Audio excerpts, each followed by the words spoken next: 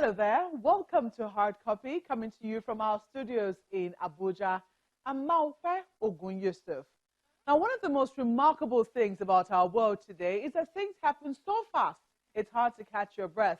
Just watching them happen could make you dizzy. And I dare say that even as a journalist, it's sometimes difficult not to get befuddled. But that's when clarity and truth are important and help set matters in focus for you again. At no more momentous a time than this, there's a pressing need for Nigerians to think and reflect about the events that have happened in our polity in the last 1 month or thereabout, from the so-called farmers-herders conflict to the banditry and kidnapping that have overtaken some states, to violent protests happening right in the heart of the Federal Capital Territory, to the general state of insecurity that citizens feel, and the open letters that have been written by eminent Nigerians to bring these matters to the fore, all is clearly not well. As journalists, our job is not to simply report and let the chips fall where they may. It's also to help encourage the kind of conversation that could help get us out of the woods. And that's what we seek to do tonight, starting from my own constituency, the media. How are we practicing our trade in these times of uncertainty? Are we fanning the embers or trying to quench them? Do we have a responsibility to do any of this? My guest is none other than Dr. Tony Iredia. He's a seasoned and erudite veteran broadcast journalist.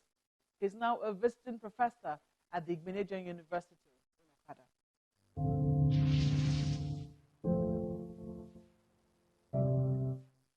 Professor Iredia, welcome to Hard Copy. Thank you very much. Now, I'm going to ask you, of the events in the last weeks, because I don't want to say 1 week, weeks and maybe even months, which one have stood out for you the most? Well, honestly, I have not taken any time off to classify. The reason being that all these things that are happening have been happening. And they happened so fast, as you said at the introductory part of this program, that it's really difficult to say, oh, this has stood higher than the other. Each of them baffled one as they happened.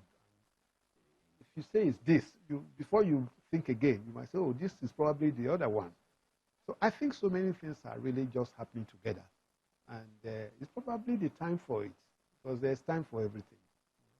And I am worried, like most people are. My own pain is that not many people are speaking. And the few that are speaking are misunderstood, or what they say really is left aside, and the messenger becomes the problem, right? So we should all listen to the messages, irrespective of who is talking. And we should all also talk, especially if we're talking for the good of the nation. Because without a nation, none of us can do anything. If there's turmoil now, you can't bring me here. So the unity, the survival of the country is uppermost. And all of these things that you have listed, each of them can dismember the nation. So they are all grievous. They are all devastating. And no amount of categorization will make it easy for one to say, oh, this is really the one that is problematic. Well, for me, as somebody who's been observing what's been going on, it's been President Obasanjo's letter. It seems to neatly summarize the worry that a lot of Nigerians feel about the future of the country. What struck me the most was when he talked about what could happen, the scenarios that could happen. When he talked about genocide, for instance, what immediately came to me, because he also made reference to Rwanda, what came to me was the fact that the media had a huge role to play in the genocide that happened in Rwanda, and they were called to account for it.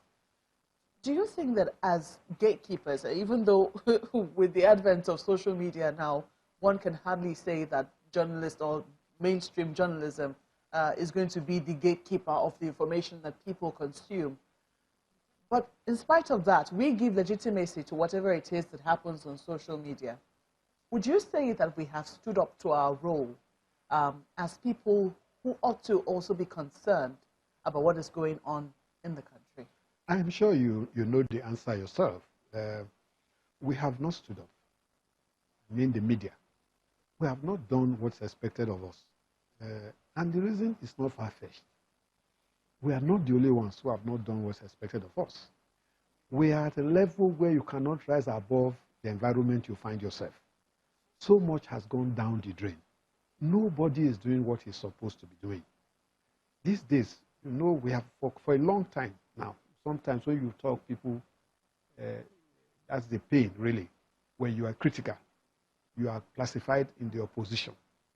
You don't have to be in the opposition. You can air views. For me, I am critical.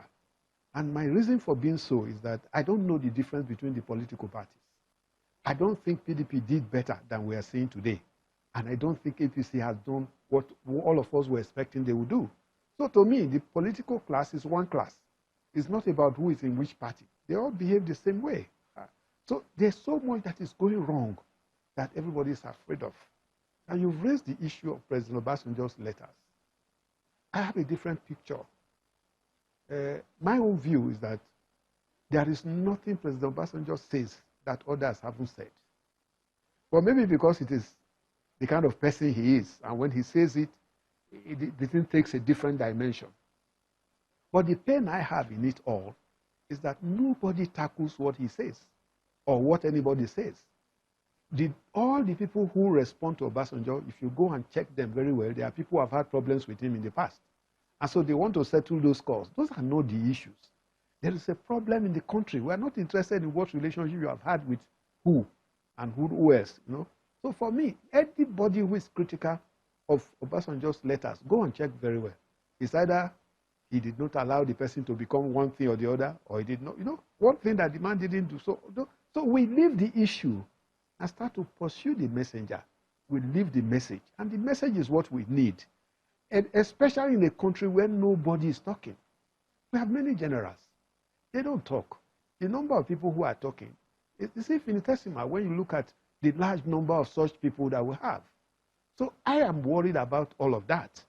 Now, if we come to the media, which you have mentioned, there's so much that the media is not doing at all that it ought to be doing. The media is not interrogating anything. There's so much of post office journalism.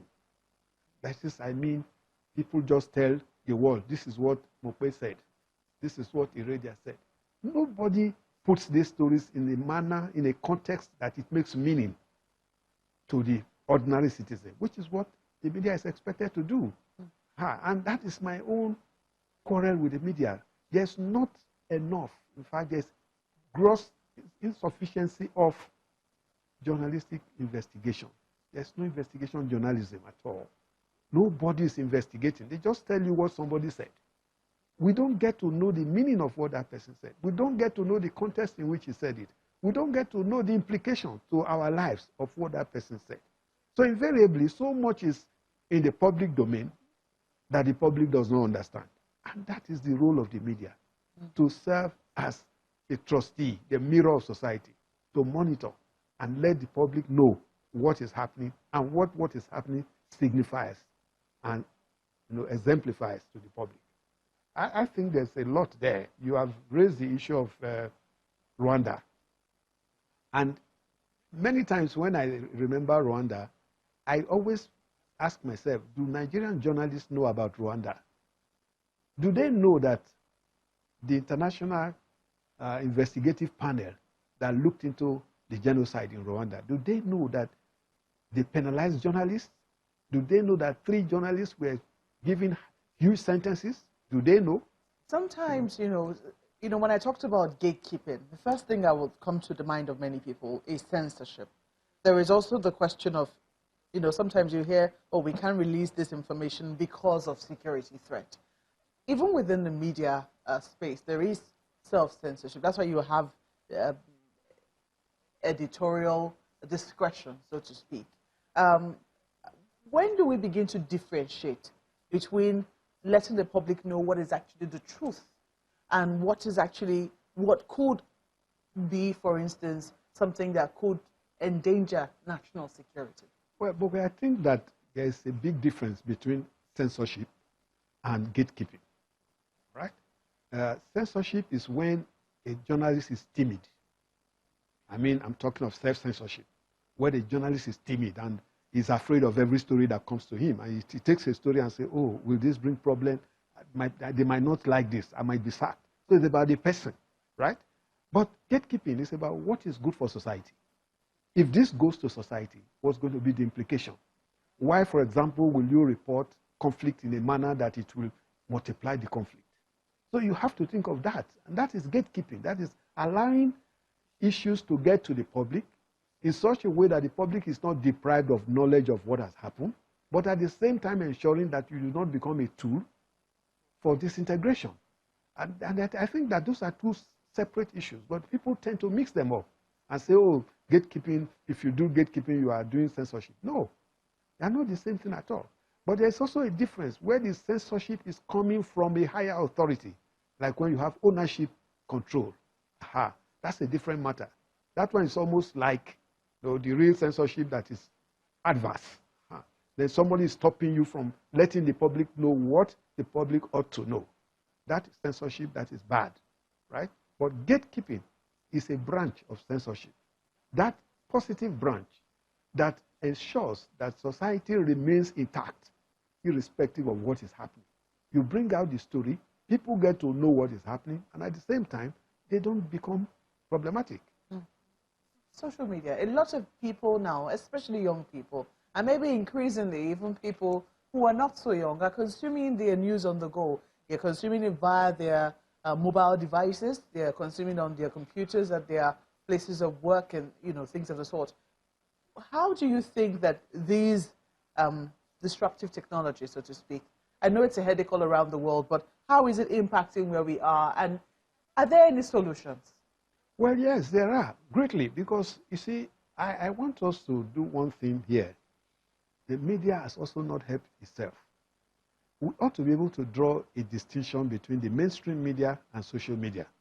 The reason why this distinction is necessary is that the mainstream media is made for journalists. The social media is not the exclusive preserve of journalists. Ordinary people are involved in social media. In social media, you're talking about citizen journalism, where people who are not trained in the art of journalism do it. And as a result, there's going to be quackery. There's going to be poor knowledge of what to do. So the people just want to group media in that way. It is not right. Because you cannot tell me that somebody who just uses a premature an amateur camera to film something and passes it on without looking at the news value of it is not a journalist. And when you tell me that social media and the mainstream media are the same, they are not the same. But the truth is that the mainstream journalists of today are depending on the social media because of the, qualities of the platforms, the instantaneous nature, right? The interactivity of social media. Those things are necessary. It is from there you get the first stories. But the mainstream media still has a responsibility to cross-check the story from the social media. If you don't cross-check a story from social media, then you are not a journalist because you are allowing yourself to be, manipulated by a non-professional. Suppose the story is wrong. Are you going to say, oh, we're sorry, we thought it was right? You're not going to be able to tell the public that. So the media must do a difference. Now, I tell you this. People pretend that they don't know the difference between the mainstream media and social media. It is a pretense. During campaigns, the politicians don't use social media. Well, they use, but they don't rely on them. They believe that everybody who is listening or watching the social media is going to be doubting what they are watching and what they are saying. So you find that everybody is rushing to the mainstream media because they know when channel says something, it's not likely to be a lie. When a mainstream medium says something, it is likely to be true. So, and that difference is still there. So while the social media is going on, erupting everything, the mainstream media is allowing it to become the leader of the media. And I think that is where the mainstream journalists are getting it wrong. We have to do that differentiation.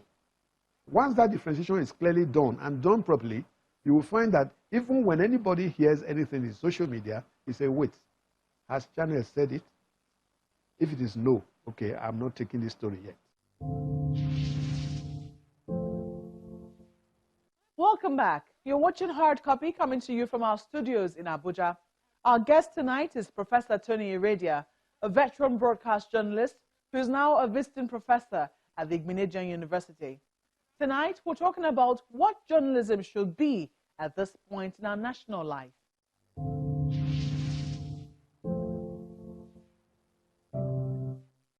Now, Prof, let's talk about solutions. Let's bring it home now to our place here in Nigeria.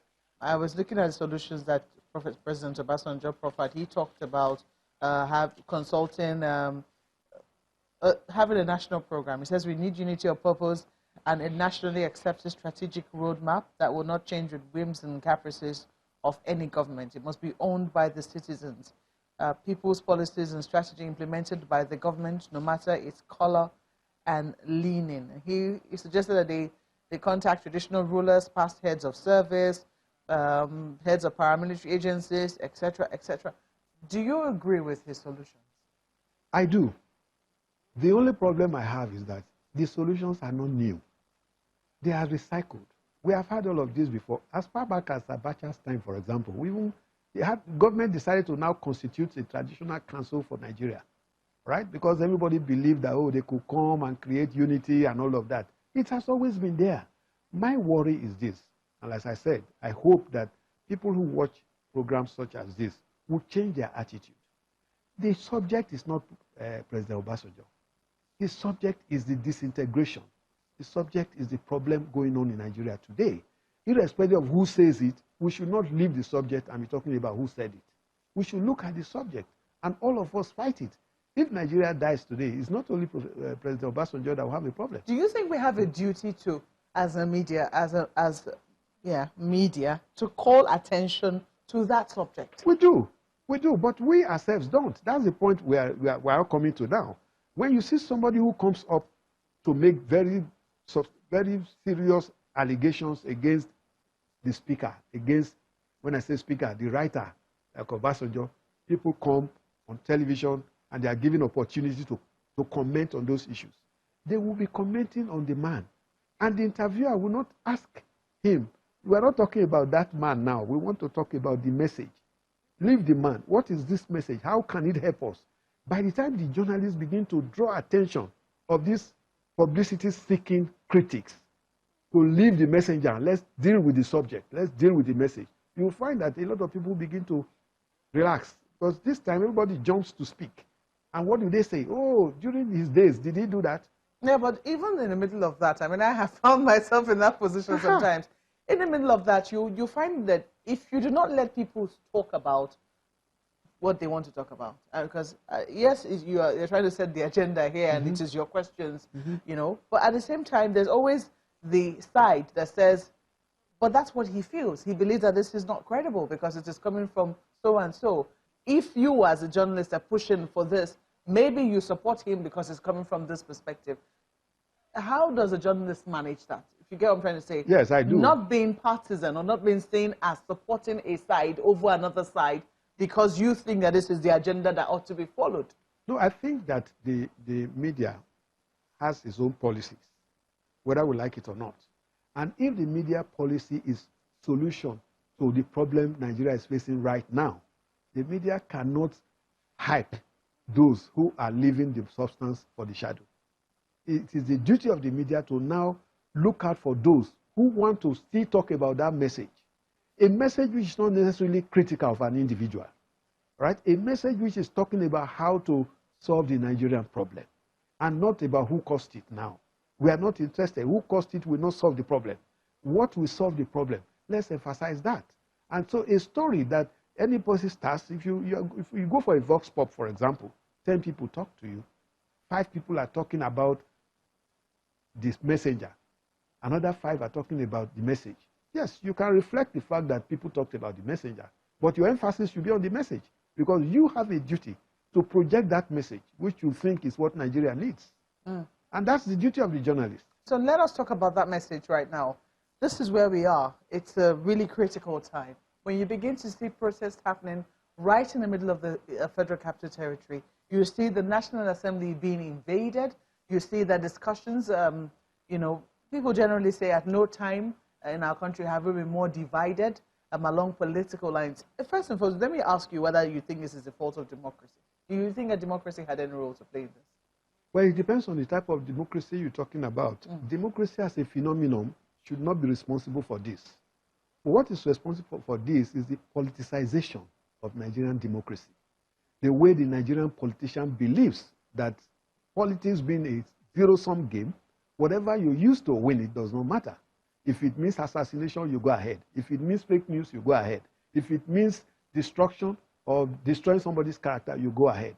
So that is the issue, really. It's not democracy, it's about politicization. Everything is politics. That is the thing. It's not peculiar to Nigeria, is it? Well, Nigeria is overdoing it at this point in time. We're overdoing it. Everything is political. When you see any whatever issue, look, any crisis, listen to the other side. And what would the other side be saying? Okay, all of you are shouting now. Were you not there when this man, this was so and so in 1947? Were you not there when so person did this in 1959? Is that what we want to be doing today? That's the question. If the journalist knows that that is not what we should be doing today, then the journalist must give better leverage to those who are dealing with the issues and not those who are criticizing out of scores to be settled. I remember as a journalist, I criticized the Minister of Education in this country, and I said, look, if the ASU people will go on strike and you cannot do anything about it, then what is the purpose of having a minister? That minister should resign. Well, the minister's journalist or media aide replied me and said, oh, when you were in NTA, did you criticize the ASU at that time when so person was minister? And I responded that, well, sorry, I didn't know you want to behave like that other person who failed in the past. What we are looking for is somebody who is successful, somebody who will solve our problem, not somebody who wants to draw our attention to how the problem was not solved before. We want the solution. And the media should emphasize that. The media should put its foot on that. We want solution. If you are tackling anybody, then when the person has finished criticizing the messenger, okay, thank you very much. Please, what is the solution? Ask him that question. He will be dry because he didn't come for that. He came to abuse the person who spoke. When they find that that is the way everybody is going to be tackled, then coming to speak anyhow will no longer be a luxury and a hobby that people are taking it to be now. People begin to realize that you will be accountable for what you say. And when you say something, you don't just end and go away. A question will be put to you. And that question may completely destroy all that you have said. So when you are coming to speak, you think twice. You think of the issues. You think of the importance of what you are coming to say. You don't just get primetime television to come and talk about problems without talking about solutions, or to come and vilify your opponents rather than look at the issue that is affecting all of us. So for me, I think that there's so much the journalists should be saying now that they are not saying. I think journalists should begin to interrogate the security agencies at this point in time. For example, why should the rioters find their way to the heart of the city? Through intelligence gathering, they could have been stopped. It's not that we're criticizing those who are rioting, or that we are criticizing those who are demonstrating. They are entitled to demonstrating, but they must not demonstrate in such a manner as to adversely affect the well-being of other people. Well, that is a very fine place to leave it, Professor Iredia. You have said a lot that should be useful to the media, to politicians, and of course to the generality of Nigerians. We have to thank you for coming on Hard Copy. Thank you very much.